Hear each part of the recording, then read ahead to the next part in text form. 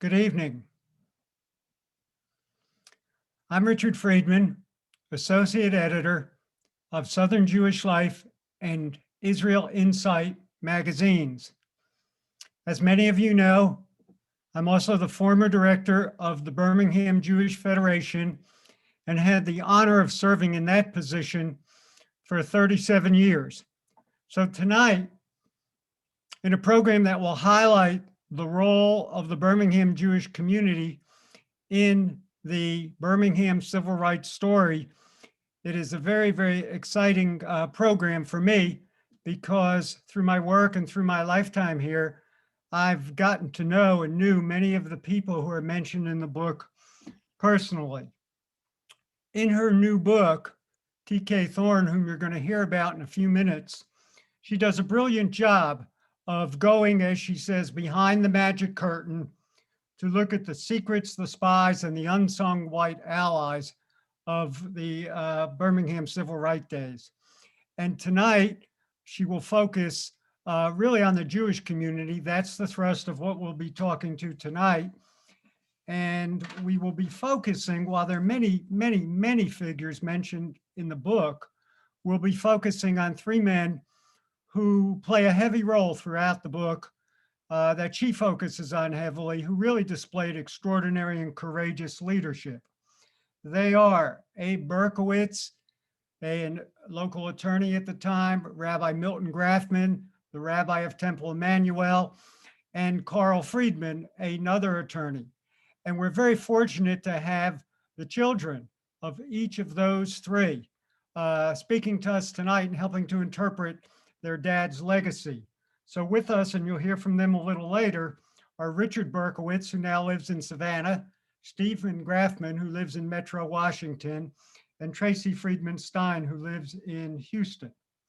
Our moderator will be Larry Brook, editor and publisher of Southern Jewish Life and Israel Insight, who brings extraordinary depth and insight into this subject, as well as Jewish history in general, not only in our city, but in our region.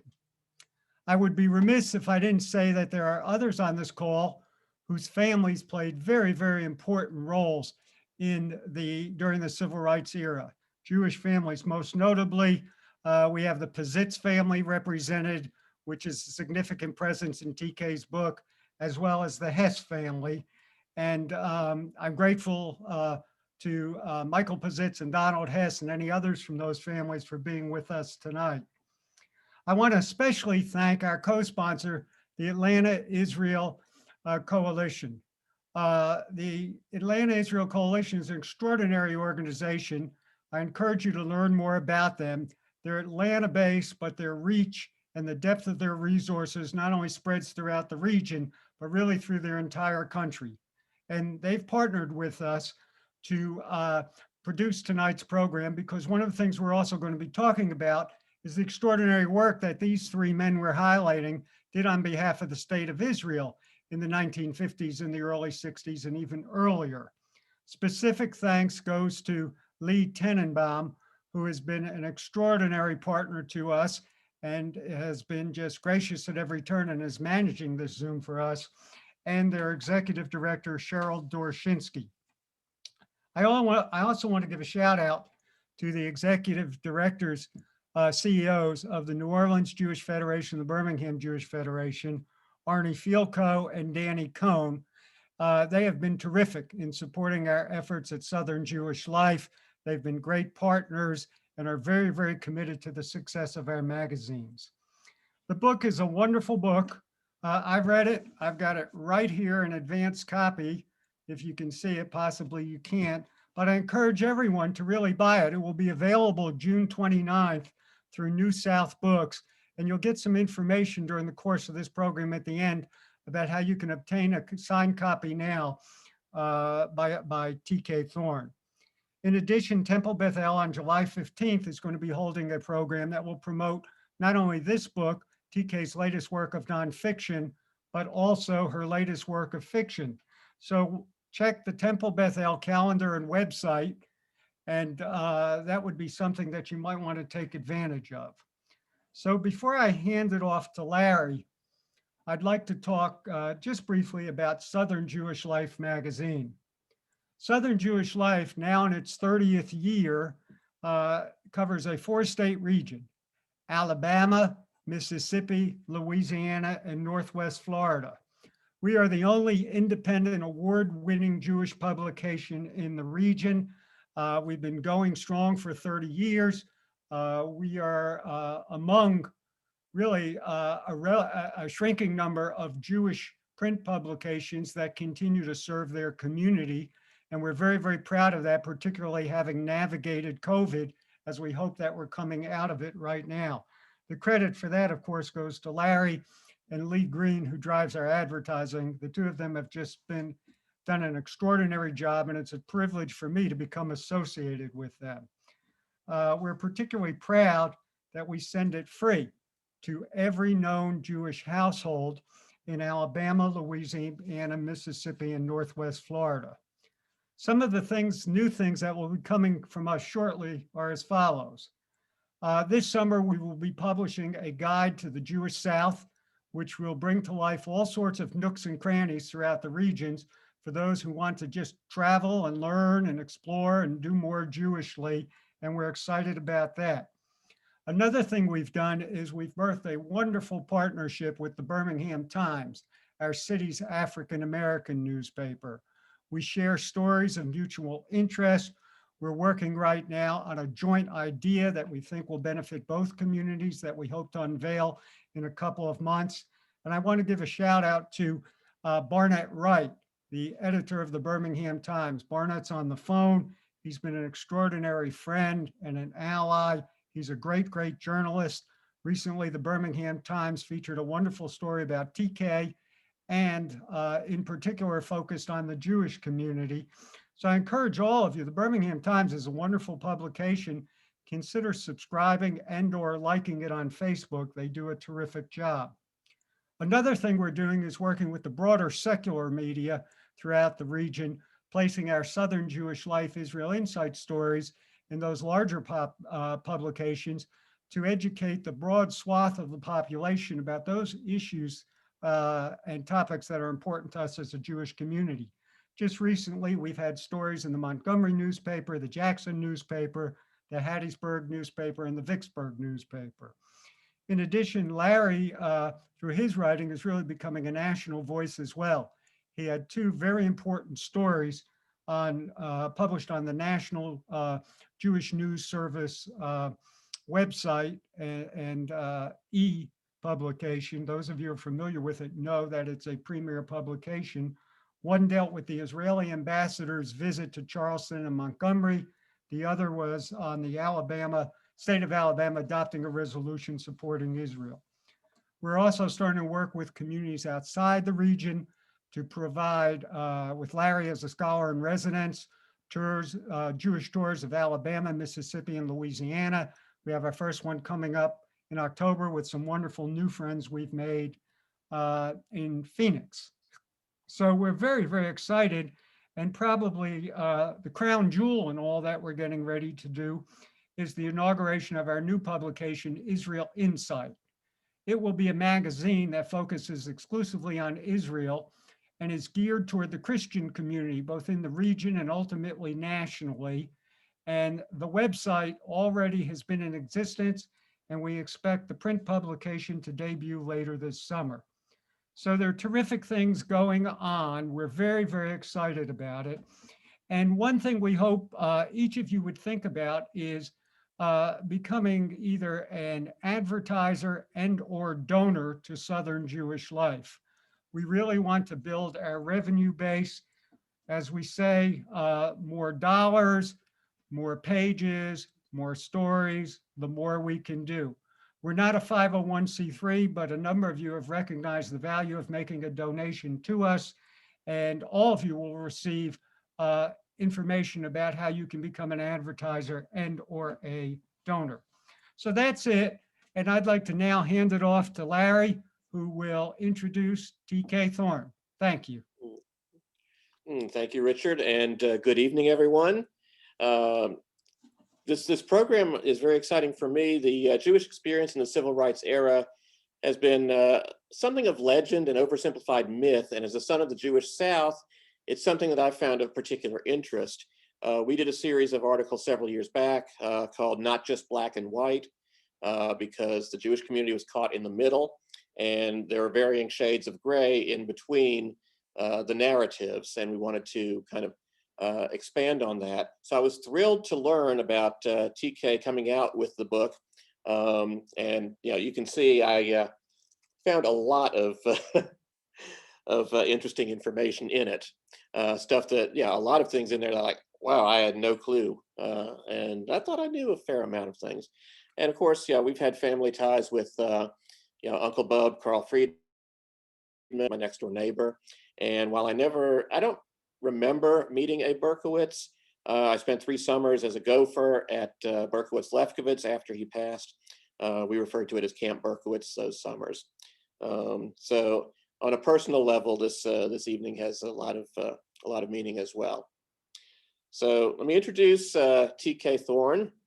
Of course, she grew up in Montgomery in the Jewish community there, attended the University of Alabama, and got a master's in social work, and then became the first Jewish female officer in the Birmingham Police Department, and worked her way up to captain, and then retired and started another career. She was the executive director of the City Action Partnership, CAP, and CAP is downtown, as they say, a nonprofit business improvement district in downtown to help the perception of downtown and really spark the renaissance that's happened down there. She's written 2 award-winning historical novels, Noah's Wife and Angels at the Gate, basically tales of Midrash, the untold backstories of unnamed women in the Bible, the wives of Noah and Lot. And in the New York Post Books You Should Be Reading, her first nonfiction book was featured, Last Chance for Justice, detailing the investigators' behind-the-scenes stories of the 1963 16th Street Baptist Church bombing case and the trials. And I figure that helped lead to the newest work. As mentioned, House of Rose is coming out soon, a fiction work of murder and mayhem with some Magic City, of course, set in Birmingham, where a police officer discovers she's a witch. So I'm interested in seeing that too. So of course, tonight's book that we're going to be talking about, Behind the Magic Curtain, Secrets, Spies, and Unsung White Allies of Birmingham Civil Rights Days. So you've heard me talk long enough, so it's time for me to welcome TK, and the floor is yours. Thank you so much, Larry, for that warm welcome, and I'm really honored to be here. What I wanted to talk about is what struck me writing this book, and that is that over time, the past becomes muddied and complexities fade into simplified narratives. For Birmingham, Alabama, also known as the Magic City, the narrative since 1963 has been snarling dogs, water hoses turned on Black children, and the horrific bombing of a Black church that killed 4 young girls. That part of Birmingham's story is ugly, plain and simple. The darkness, however, is always what allows the light, and in Birmingham's darkness, individual lights grew. Some admittedly only sparks, but some lanterns of courage. Slowly and sometimes painfully, in tandem with economic forces, judicial justice, labor law reform, and street demonstrations, they led the way out. My research for Behind the Magic Curtain uncovered many untold, little known, and forgotten tales of courage from men and women of different faiths and walks of life. I learned about secret law enforcement intelligence operations that operated behind the scenes and unlikely characters who contributed nevertheless to justice. But it gave me a deep joy to learn that so many of the lanterns of courage came from the Jewish community.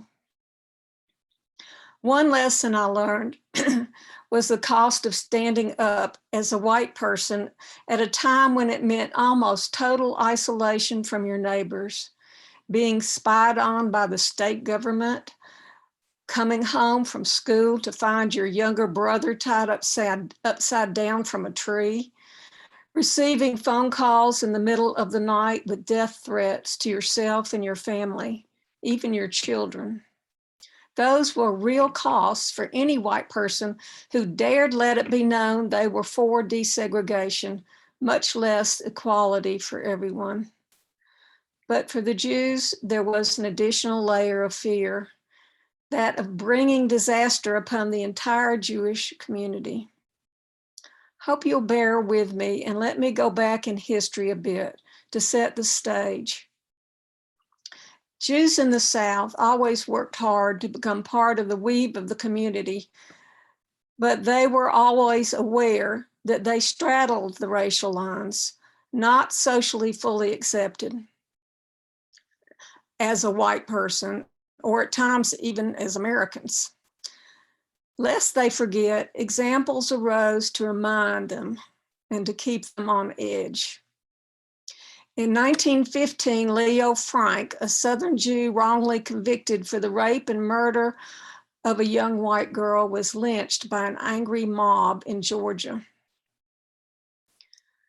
3 years later, Henry Ford, the one who established the Ford Motor Company, purchased a newspaper and published over 90 issues with articles that claimed a vast Jewish conspiracy was infecting America.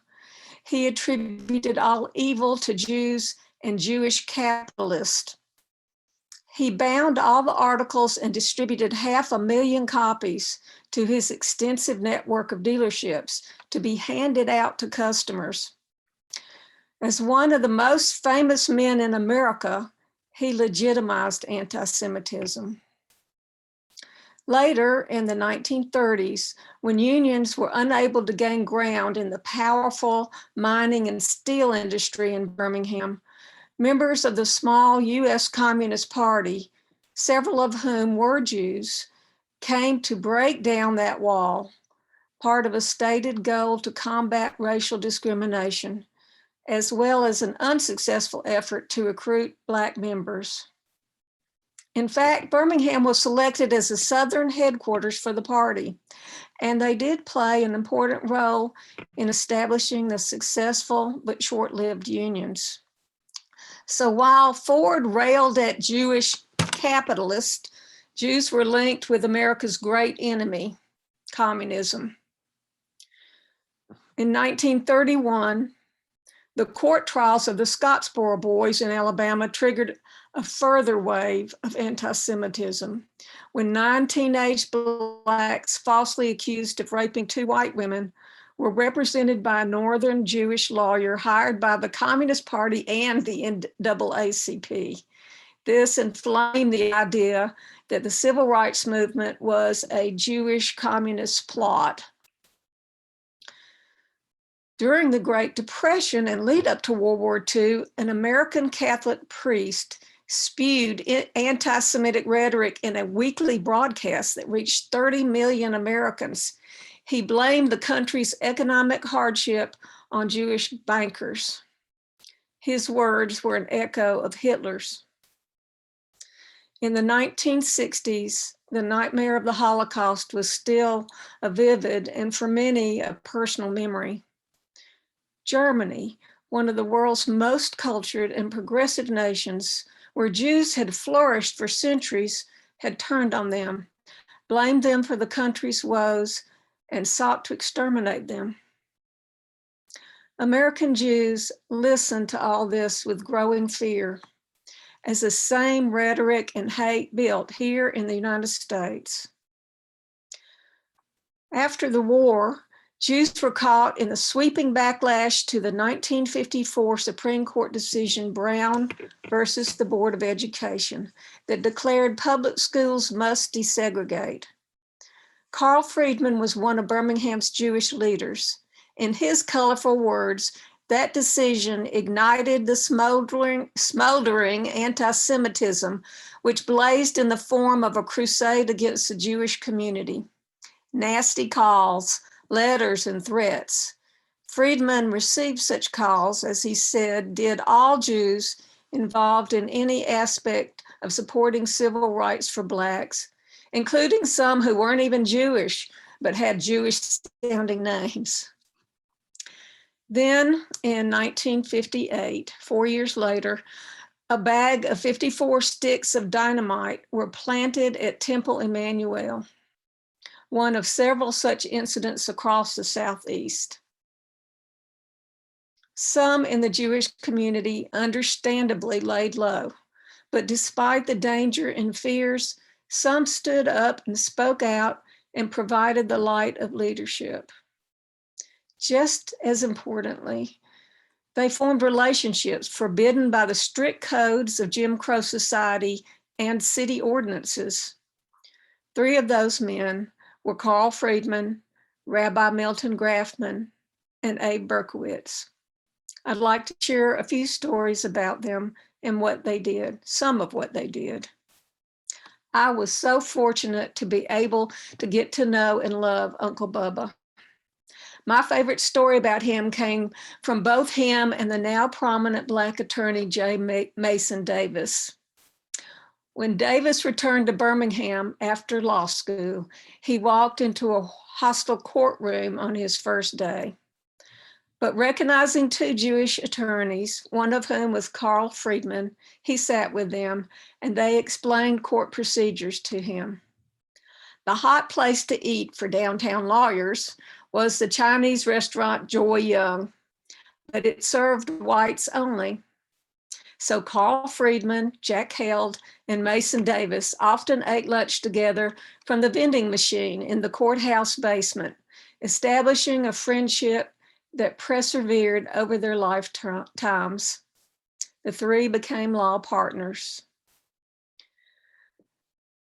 Other things that Friedman did was, one, he raised money for the NAACP and worked on legal briefs for that organization's effort to level the playing field in education and in public life. He befriended many across the stringent color line, represented Black clients, and desegregated his law firm by hiring the firm's first Black employee and insisting on giving her responsibilities beyond her entry job of making coffee. Soon she was opening and sorting mail and then delivering documents to the courthouse. When she finally left for other positions, he kept up with her the rest of her life, and his pride in her was evident. Later, he welcomed Black attorneys into the firm and helped to organize the first national bank in Alabama, owned and operated by Black and white founders. Eugene Bull Connor was the racist segregationist in charge of Birmingham's police and fire departments. He was a powerful man. During Birmingham's 1963 street demonstrations, Friedman quietly helped talk Bull Connor from his stubborn refusal to release Black children from jail. He also convinced him to shut down a neo-Nazi printing press that operated in the city. Friedman chaired the Jewish Defense Committee, which was formed after the attempted temple bombing. He stayed in the thick of it all, from advising the downtown merchants in their negotiations with Martin Luther King to holding integrated meetings in his home, where his living room window pane bore the scar of a bullet hole. Karl Friedman said on the issue of civil rights, Rabbi Milton Grafman was upfront and spoke loudly and constantly.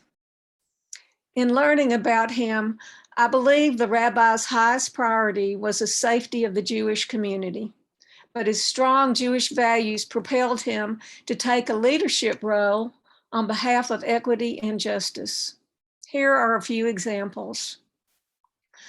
When Grafman learned that the Ku Klux Klan planned to set up a booth at the state fairgrounds, he initiated an effort to lobby the city to withdraw their permit. In the 1950s, he refused to speak at a University of Mississippi religious conference when the school withdrew the invitation from an Episcopalian rector because he gave money to the NAACP. Afterwards, Grafman fielded so many harassing and threatening phone calls, he had to buy a whistle and blow it over the phone to discourage the callers. Grafman pushed for Black ministers to join the all-white ministerial organization he belonged to. He strongly believed that the way to bring about racial peace and justice was through talking and listening to each other and building relationships. Although it led to a great controversy, he added his name to public letters that declared freedom of speech must be at all costs preserved without fear of recrimination. It also said that every human being is created in the image of God and entitled to respect with all the basic rights, privileges, and responsibilities which belong to humanity. Despite Bull Connor's efforts to close Birmingham schools and parks to keep from having to desegregate them, Grafman used his influence to encourage keeping them open and went on record calling for new leadership to lead the city forward. What truly impressed me was the depth of Grafman's friendships, the trust he inspired, and the confidences he kept. One of those friendships kept him informed of secret police intelligence reports, especially on the Klan and the neo-Nazi group that was headquartered in Birmingham and probably posed the greatest threat to the Jewish community. His wisdom was sought after by his peers. One of my favorite stories about him is when he was asked by white ministers in a meeting whether he thought the Christian churches should open their doors to Blacks. He declined to tell them what to do, but said, "When you read those books about Jesus and when you walk in his path, you will have your answer." It was obvious from Grafman's sermon after the bombing of the 16th Street Church in Birmingham, the one that killed 4 young girls, that he was devastated for the girls, their family, the Black community, and the entire city he loved. He tore up the Yom Kippur speech he had written and spoke from his heart, encouraging his congregation to donate funds, to speak up, and to do everything they could to help heal both communities' painful, raw wounds. Abe Berkowitz, a prominent Jewish attorney, was outspoken in his support of civil rights and boldly confronted Bull Connor directly on several occasions. When Connor declared he was going to sell the city parks to keep from segregating them, Berkowitz wrote a letter to the newspaper saying he preferred to keep the parks and sell Bull Connor. Karl Friedman called Abe a courageous community citizen who attacked evil wherever he saw it. Berkowitz was the person pegged to produce a study that became the foundation of a campaign to change Birmingham's form of government and break Bull Connor's stronghold on the city. He stepped out front as a speaker on behalf of that effort and raised money for it. He started by placing his hat on a table at a Jewish social club and telling his peers, "We're going to have to stand up for Black people, just as if we were standing up for Jewish people." Berkowitz led the push to admit Black attorneys to the all-white Birmingham Bar Association and assisted white progressives in Birmingham in forming a group of concerned white citizens who went to Selma before Bloody Sunday to publicly proclaim their support for Blacks fighting for the right to register and vote. Perhaps what speaks the loudest about his commitment was his personal friends. He and his wife Estelle were often guests in the home of two Jewish leaders in the Black community, John and Deanie Drew. Berkowitz frequently donated funds for jail bonds for the Black adults and children arrested during the Civil Rights Movement. The Drew's son, Jeff, told me, "When Uncle Abe was in the house, we knew that help was coming." Abe Berkowitz was an embodiment of help coming. All three of these men were prominent advocates for Israel at a time when the concept was controversial within the Jewish community. Many religious Jews worried about that the movement was secular and political. Many also feared they would be accused of divided loyalties if they supported the formation of the Jewish state, in the same way that Catholics were sometimes suspected of having loyalties to the Pope over that of America. Karl Friedman used his speaking and writing skills, especially letters to the Birmingham News, to educate thousands of people about Israel and build alliances that endure to this day. Rabbi Grafman was an early and strong proponent of Zionism and the need for a Jewish homeland, something the Birmingham News noted in the 1940s when he broke from many other rabbis in the Reform movement over it. He also weathered a backlash among his own congregation. In the 1940s, Abe Berkowitz convinced the Alabama state legislature to pass a resolution supporting the creation of a Jewish state, the first state in the nation to do so. He was so strongly convinced of the necessity of Israel, he didn't just raise funds for it. He risked his livelihood and personal freedom to smuggle weapons bound for Israel in preparation for the war that many expected would occur, and in fact did, as soon as the new state was formed. The legacies of these courageous men are part of many forgotten or overlooked stories that give a broader perspective of Birmingham's civil rights days. Today's polarized environment and the critical choices we face in many ways reflect the turbulence of that era. The lessons learned from a deeper look into that time and place can help us navigate our present and choose wisely our future. Thank you. Thank you. Thank you. Yeah, as I say, there's so many things in this book that they're just so amazing. One in particular that you'd mentioned about Rabbi Grafman getting these secret updates, especially on, and in a sense, it doesn't surprise me, actually.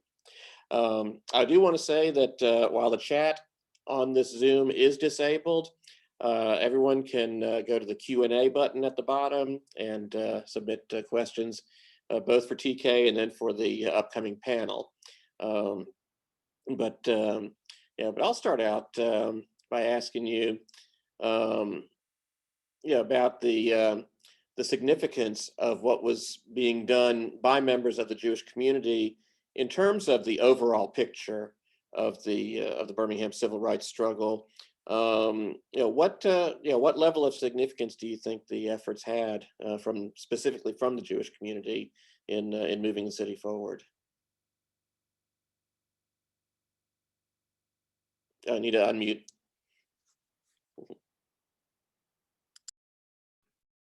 There we go. Unfortunately, the main thing is that anti-Semitism today is far from dead. Ignorance and hate can hide and go underground, but they don't die. And that was a hard thing for me to realize. And also that we can't hide behind assimilation and silence. The weapons that we have to fight back are education about the lessons of history and the relationships that we build.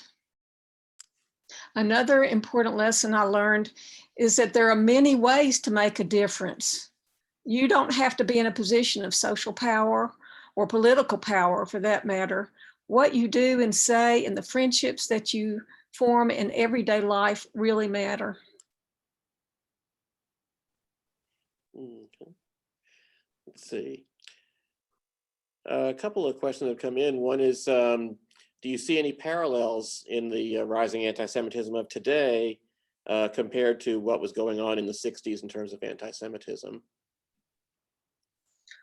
I do, and I think I kind of addressed that by saying that anti-Semitism has been with us almost since Jews were Jews, and it's not going away.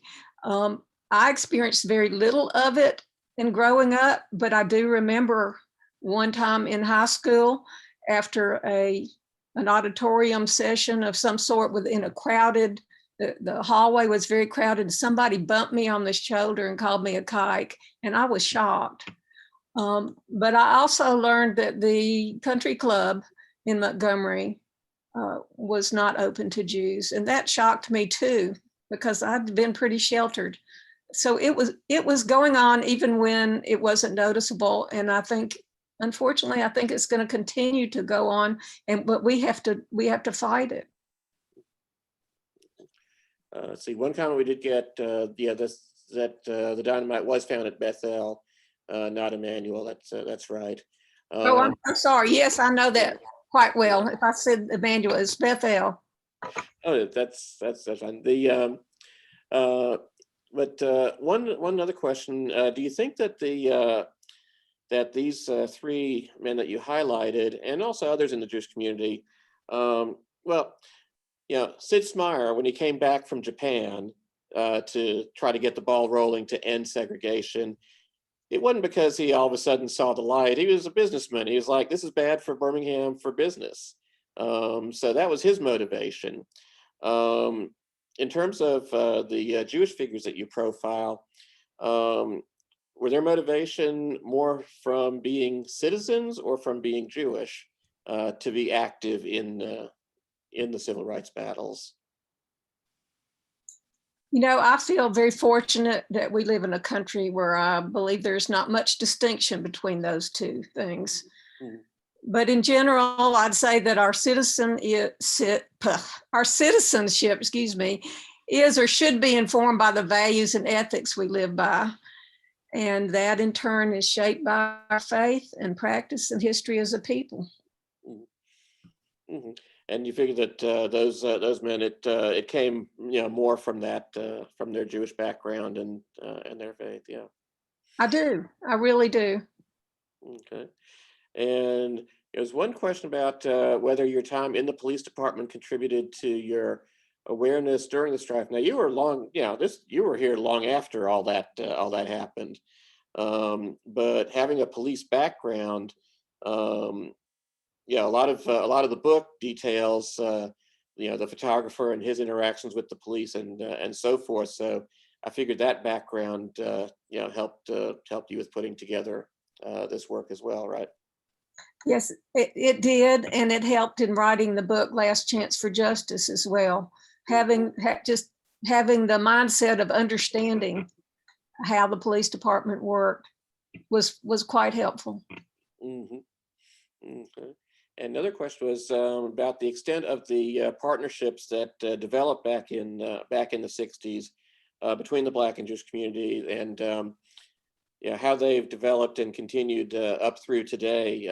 What do you see in terms of that in the community? And do we still have the partnership? Is the partnership still going strong, or where are we these days?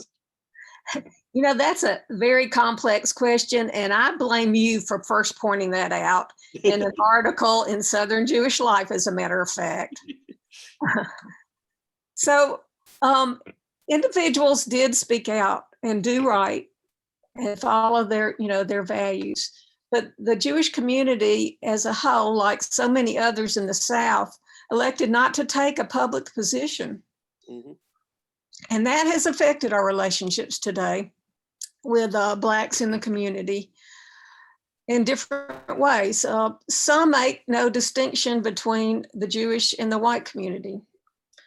Others who may be aware of the good deeds behind the magic curtain or link us with what Jews from other areas of the country did, like those who participated in the Freedom Riders or the Mississippi Freedom Summer, Selma marches, the NAACP.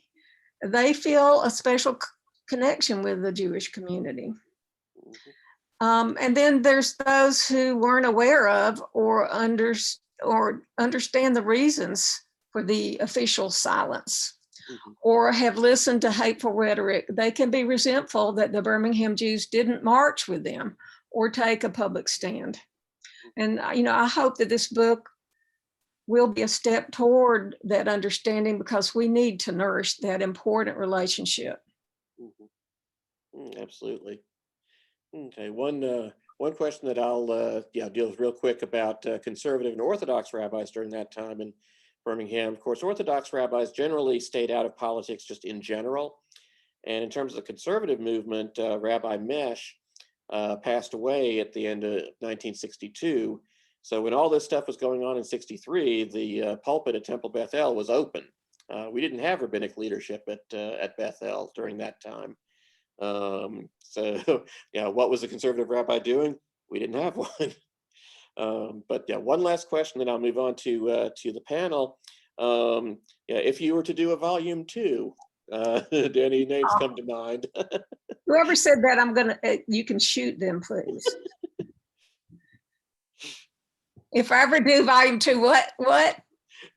Are there any names that come to mind that you didn't get a chance to talk about in volume 1? Not at this point, but I suspect that I'm going to be hearing a lot of stories. No matter how many stories are in there, there are so many more that are out there to be told and to be documented. So, I encourage you, if you know them, to write them down. And it's really important, especially if it's your family. Write them down. They will be treasured, and that's the only way to keep them from being lost and forgotten. Absolutely. Well, we appreciate your being with us tonight. And of course, as I said, the book it got a lot of remarkable stuff in there, and really glad that you put it together and that you wrote that. And we thank you. Thank you for having me. Thanks. And now we'll welcome our panelists, Tracy Friedman Stein, Richard Berkowitz, and Stephen Grafman. And let's see, get them all up here and unmuted. And I think we got everybody now. Excellent. Okay, so now, of course, any questions for them as well will be entertaining. But so I'm going to start off with asking y'all, and I'll start with Tracy. Where did this interest in the activism come from? So for the three of y'all, what in your father's backgrounds prompted them to stand up and speak out at a time when it was, dangerous, in fact, life-threatening to do so? Well, I'll tell you, my family members and my close friends who've heard Dad speak all remember that he attributes it to his mother, who ran away and joined the Gypsies in Berlin because she thought her environment was too hoity-toity. So she moved to Birmingham, during the Depression, but she had friends. One was there were a gay person, an Indian chief, Blacks, a deacon, and she had them in her home. And when Dad had a birthday party, she invited the Black children who were down the street in the projects to his birthday party, which didn't always go over so well for her white friends. And he attributed so much of his passion for people and for equal rights to her.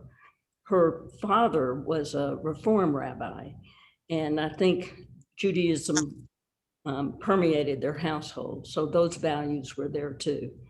And Dad just never gave a second thought about being involved. I mean, he was a fighter. He was certain about his opinion and confident that he was doing right. So he had to take action. There was no other way around it. Richard, how about you? Well, my father, he opposed what was going on several levels. First of all, he a lawyer. He thought it was unconstitutional, and it was wrong, morally wrong. And he saw it on another level, a practical level, an economic level. When he had a client, he wanted to charge him a fee, and he wanted the fee paid. So he felt like Black people ought to have an opportunity to participate in life economically, have a job, and meet their obligations.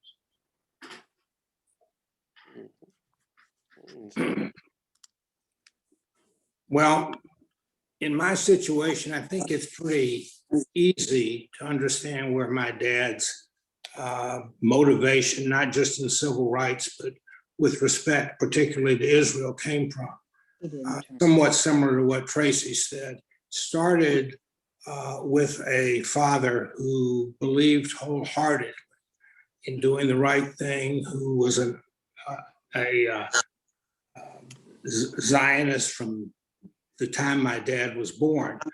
But I think there's one thing that my dad did that I think sums up what he did and why he was motivated. And it's something that goes back, ironically, to when he was a 17-year-old senior in 1924 in Pittsburgh at Fifth Avenue High School.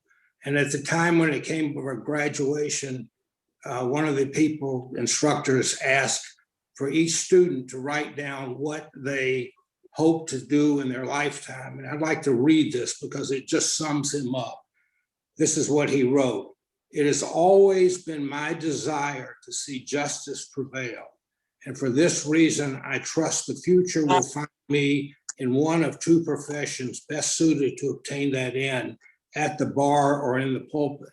And I think that that's really what his life was, to see that justice prevailed. And I think it permeated absolutely everything he did. And I noticed in the other word is always. And then, of course, he ultimately decided at one time that it was the pulpit rather than the bar that he was interested in.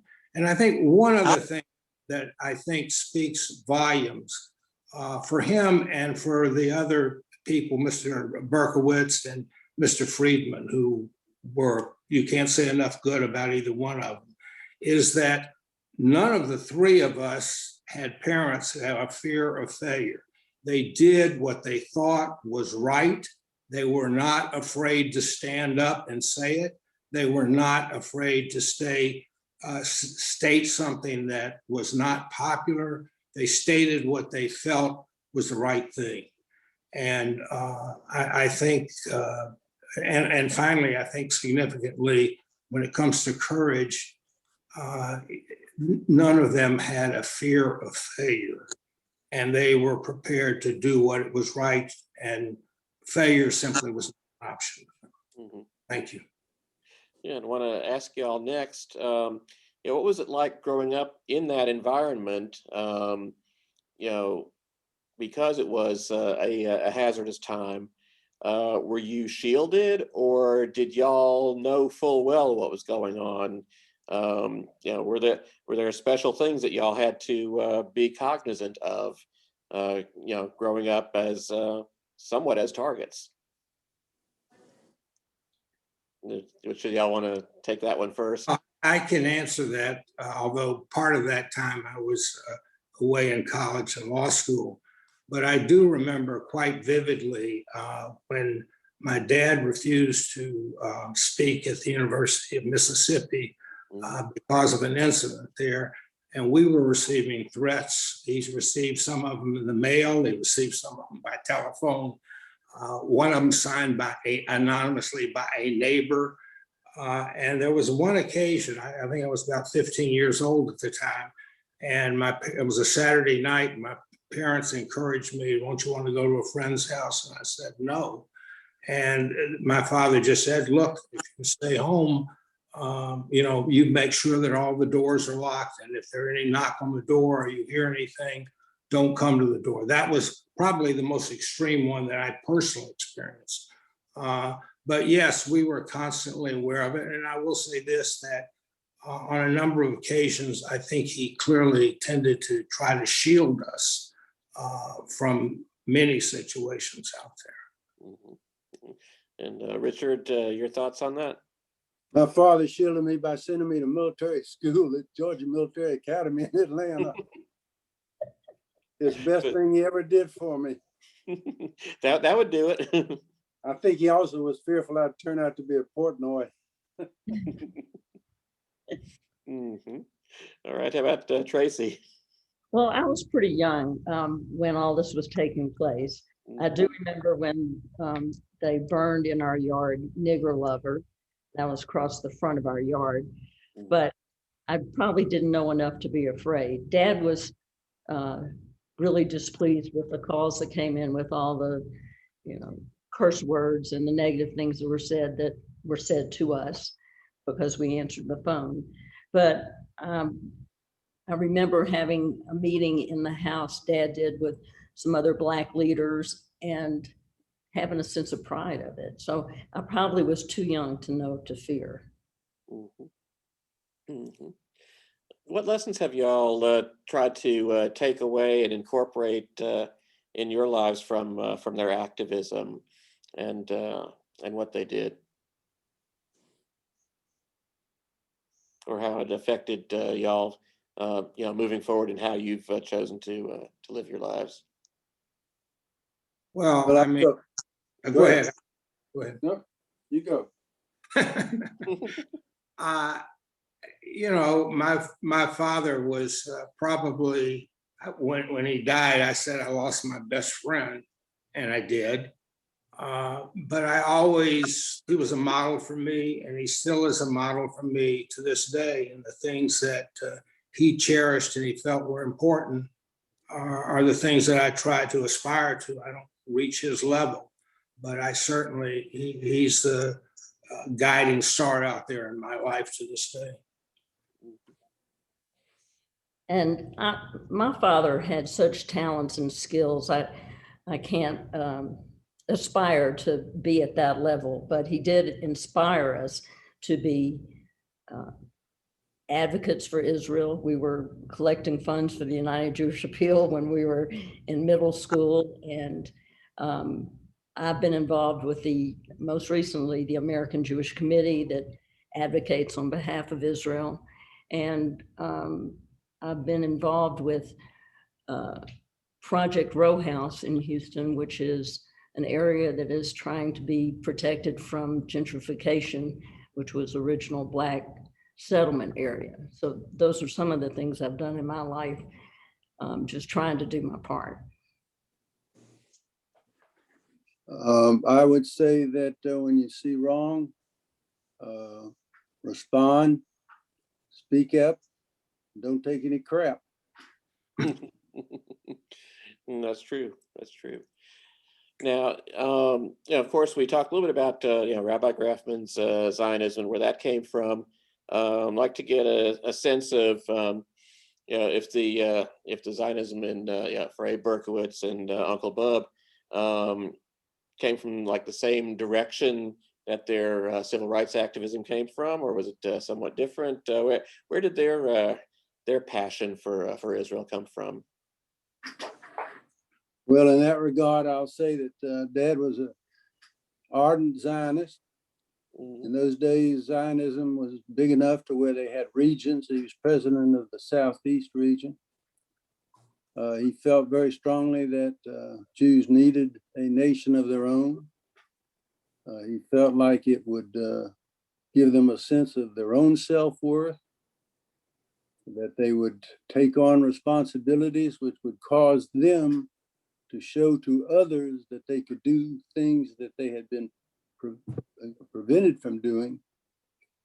Can't be a farmer when you're forced out. You can only take your brains with you, no land. And he felt like it was a way for, hopefully, to diminish anti-Semitism. Sadly enough, I don't think that that has come to be correct, but nevertheless. Tracy? So Dad, as I said, his mother came from Berlin, and she would write them letters all through the war. And then the letters were returned, no addressee unknown. So they got the word that the whole family perished in the Holocaust. And Dad said to me, if the state of Israel had not been founded, he didn't know how he could go on. And I think he just pursued its viability in any way he could. He encouraged young people to support it. He debated Al Darir during the '67 war on the radio. Yeah, I remember him. Right, on Birmingham, probably remember those debates. And he wrote, you probably know Uncle Bub's newsletter to some 300 people as they went off to college. And he wanted to stay in touch with them, and hardly an issue, it was 4 times a year, failed to mention Israel and his love for it and whatever issues were around at the time. Mm-hmm. Yeah. And of course, yeah, Dr. King was a passionate supporter of Israel as well. A lot of people don't realize that, and Rosa Parks was. A lot of the figures in the civil rights movement were very strong supporters of Israel. So there's that tie as well. Got one question that came in. What do you think your fathers would be doing today with the different issues that are facing us now over anti-Semitism, where race relations are today, and the issue of voting rights and all the controversies with that currently? I think a nice, simple question. I think he'd be doing the same thing, but right now I'm afraid he's turning over in his grave. It didn't work the way he had hoped it would be. The wrong people have taken over. You know, I think Dad would still be in the fight. Even in his last years, he had a Muslim friend that he encouraged to take up the cause, like a Muslim ADL. So I think that was still the ground he stood on. And I think he'd be trying to find partners that he could work with. And I'm sure, like Dick said, he'd be unhappy with how some of it is going. Mm-hmm. Well, I would say one thing. I think my dad would be quite pleased to see the progress that's been made in Birmingham since 1963. He loved the city. He loved it at a time when it was hard to love, but he took great pride in it. And I think it's probably, he'd be surprised that it's progressed as far as it has, and he'd be right in there championing it. Mm-hmm.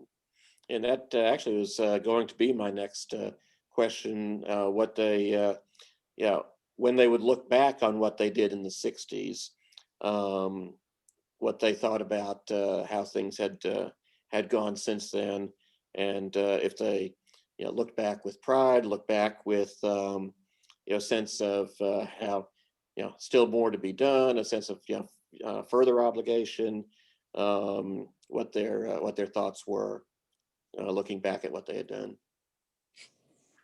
I think when it comes to Birmingham, Dad would be quite pleased. I think that the past is the past, the future is good. Mm-hmm. Incidentally, I want to say one other thing. TK picked 3 people, and I think it's only proper for me to say that my father loved Milton and he loved Bubba. They were his buddies. I can add to that. I think the 3 of them were all wonderful friends.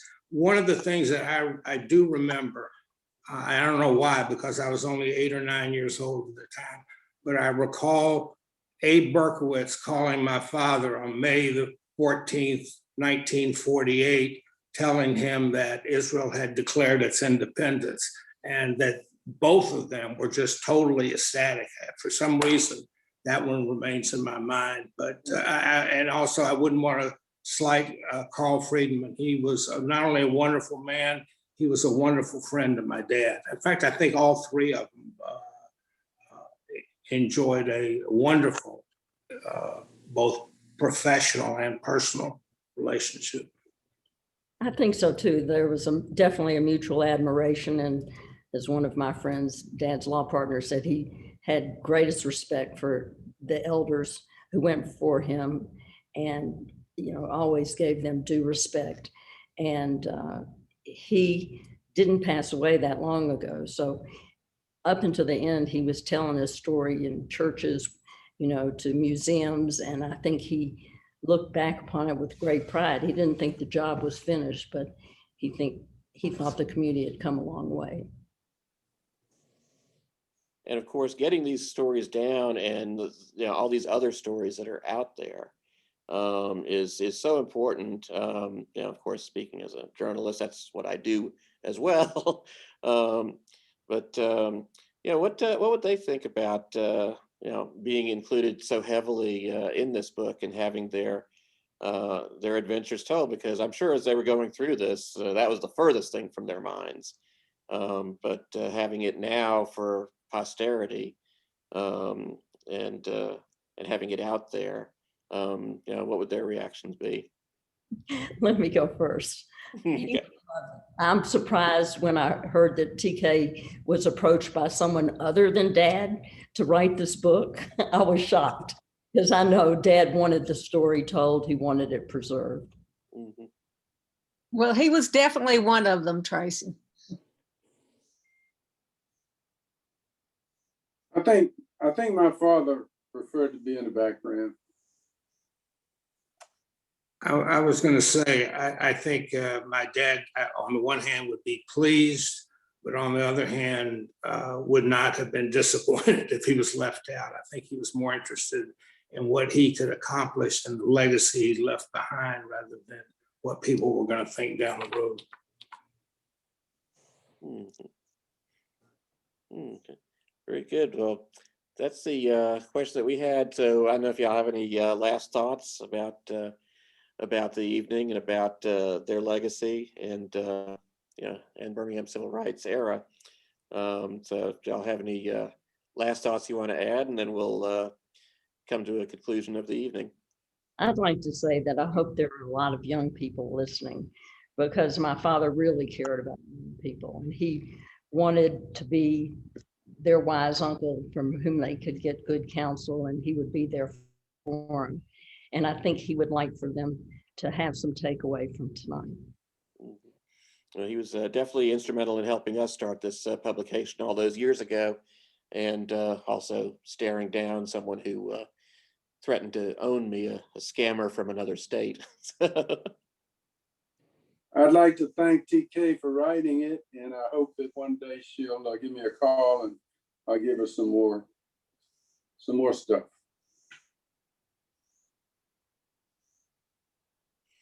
Okay. So yeah, we thank y'all for being with us this evening. We're going to be having a survey that'll be going out, and hope that you'll all join us for future events that we have in the works for Southern Jewish Life and Israel Insight. Certainly, lots of thanks to our friends at the Atlanta Israel Coalition for helping us with this evening. Behind the Magic Curtain, the official release date is June 29th. New South Books is the publisher, and the Alabama Booksmith is going to have signed copies available. You can already go ahead and order. And also, as mentioned, the double release event for Behind the Magic Curtain in House of Stone, July 15th, 6 p.m., Temple Beth El in Birmingham. It is in person, so you can come and just, somebody asked how many people were on the Zoom. We had over 200 sign in tonight. So we're thrilled that all of y'all made the time to be with us. Certainly, Southern Jewish Life magazine's online. There we have the Birmingham Times piece that was written about TK and the book. So that's on the Southern Jewish Life website. And Israel Insight, we hope to launch fairly soon. While it's primarily aimed at the Christian community, it's also something that, since we're in the Jewish publishing realm, we want to be accessible to people who support Israel, no matter what faith they are, or even not of faith at all. So that's going to be a by subscription publication. So we welcome subscriptions to that as well. So thank you all very much for being with us. We appreciate everybody, and everybody have a wonderful evening. Thank you. Bye-bye. Thanks. Bye, and thank you, everybody. Thank you.